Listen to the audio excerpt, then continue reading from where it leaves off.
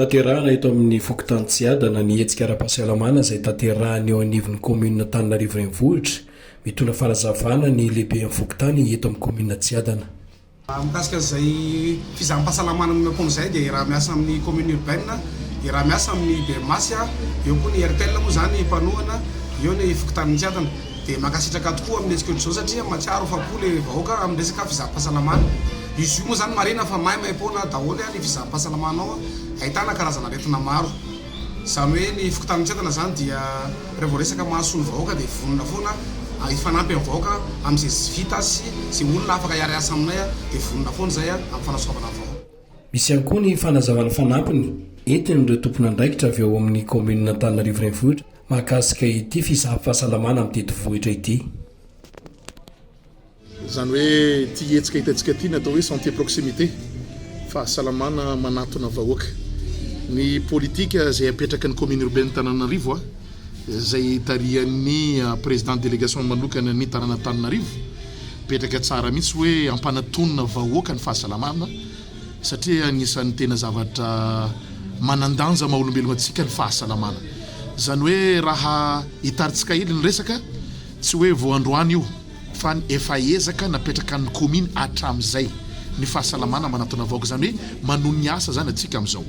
Ny toerana misy anay moa dia hoe zay le fikambanana mpanentana ao anatin'ity santé proximité ty mampafantatra ny mpiaramonina ny mpiarabelona dia hoe misy zavatra tahaka an'izao atsy.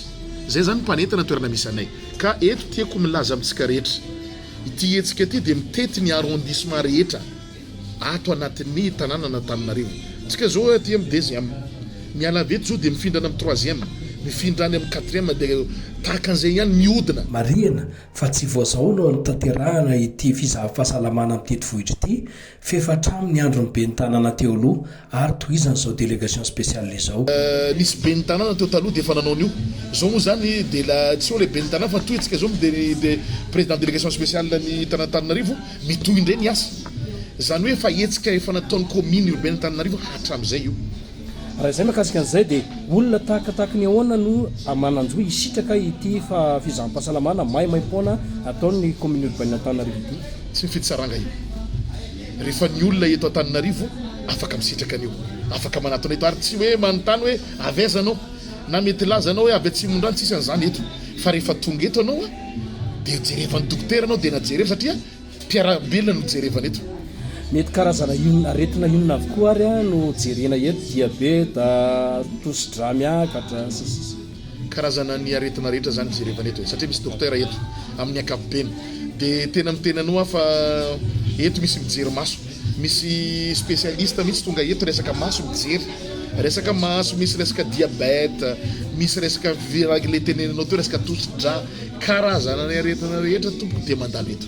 Mijanona fotsiny amin'ilay fijerena dia fizaham-pahasalamana sa hoe manome fanafody ihany koa izay ny fanadrifana amin'ny aretina ny fizaham-pahasalamana amin'ny tetivohitra ataon'ny ka eo indrindra tomboka fahasalamana amin'ny tetivohitra azy misy fanafody eo ka misy fanafody eo vao avy dia tsy rina ilay olo to avy hatrany dia manome eo dia manome fanafody ny dokotera.